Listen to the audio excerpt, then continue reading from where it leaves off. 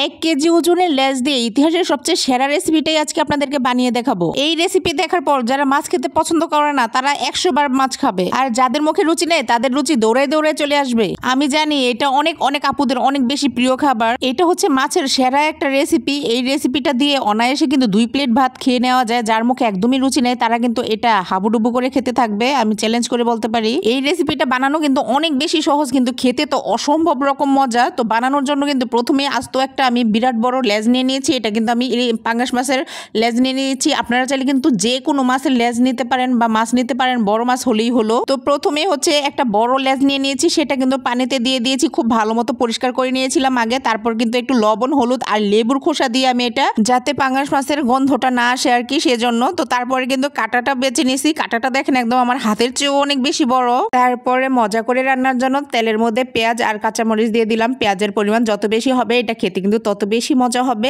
আর এখানে আমি কাঁচামরিচটা চিড়ে দিয়েছি, কারণ এই রেসিপিটা ঝাল ঝাল অনেক বেশি মজা হয়। পেঁয়াজে একটু লবণ দিয়ে দিয়েছি, কারণ লবণটা দিলে পেঁয়াজটা নরম হয়ে যায়। আর এটা কিন্তু বেরেস্তা মতো করবো না একদমই। তো একটু নরম হয়ে যাওয়ার পরে আদা রসুনের পেস্ট দিয়েছি বেশ অনেকটা।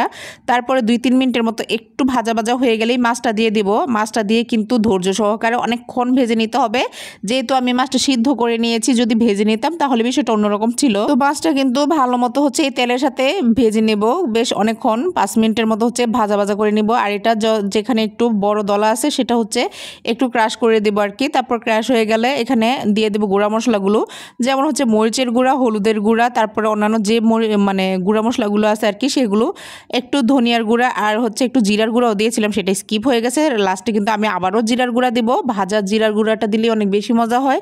তো এই পর্যায়ে কিন্তু আমি খুবই ভালো মতো তেলের সাথে মশলার সাথে এই মাছটা খুব ভালো করে রান্না করতে থাকবো। এর মাঝে তোমরা একটা কথা কই, আমার ভিডিওগুলো যদি তোমাদের একটুও ভালো লাগে প্লিজ একটা লাইক দিবা আর সুন্দর সুন্দর কমেন্টস করবা, কারণ তোমাদের কমেন্টসগুলো পড়তে আমার অনেক বেশি ভালো লাগে। লেবু দিয়ে পাঙ্গাস মাছের যে রেসিপিটা তোমাদের এত পছন্দ হবে আমি কখনো ভাবি নাই। তোমাদের কমেন্টস দেখে আমি পুরাই ইমোশনাল হয়ে যাই গাইস। এখানে কিন্তু অল্প একটু পানি দিয়ে তারপর এটা খুব ভালো মতো রান্না করে নিয়েছি। যখন পানিটা একদম টেনে যাবে ঠিক তখন হচ্ছে ধনেপাতা আর হচ্ছে ভাজা বা টালা যে জিরাটা সেটার গুঁড়াটা দিয়ে দিয়েছি। এটা দিয়ে হচ্ছে প্রায় 1 মিনিটের মতো রান্না করব, খুব বেশি রান্নার প্রয়োজন নাই। এই রেসিপিটা তোমাদের অঞ্চলে কে কি নামে জানো অবশ্যই কমেন্টসে জানাইতে ভুলবে না। আমার রেসিপিটা কিন্তু একদম কমপ্লিট হয়ে গিয়েছে। দেখো এটা দেখতে যতটা সুন্দর, খেতে কিন্তু তার চেয়ে অনেক বেশি মজা। এখন কিন্তু এটা একদম ভাজা ভাজা করে ফেলবো। ভাজা ভাজা করার কারণে এই খাবারটা এত বেশি মজা হয়। সত্যি কইরা কও তো এটা দেখতে অনেক বেশি লোভনীয় লাগতেছে কিনা, না বললে কিন্তু পুলিশে ধরাই দিমু। রান্নার পরেই আমি ফ্রেশ হয়ে একদম খেতে বসে পড়েছি। আমার তো আর তর সহ্য হচ্ছিল না, সাথে একটু সালাদ নিয়ে নিয়েছি। লেবু নাই, লেবু থাকলে অনেক বেশি মজা হতো। তোমাদেরকে একটা সিক্রেট বলে দেই, আসলে লেবু ছাড়া আমার কোনো খাবারই তেমন বেশি ভালো লাগে না। তোমরা কে কে আছো আমার মতো লেবু অনেক বেশি পছন্দ করো। এটা খেতে আসলে অনেক অনেক বেশি মজা হয়েছে, সবাই বলতেছিল। যাই হোক, আজকের ভিডিওটা তোমাদের কাছে কেমন লাগলো অবশ্যই জানাবে। সবাই ভালো থাকবে, আল্লাহ হাফেজ।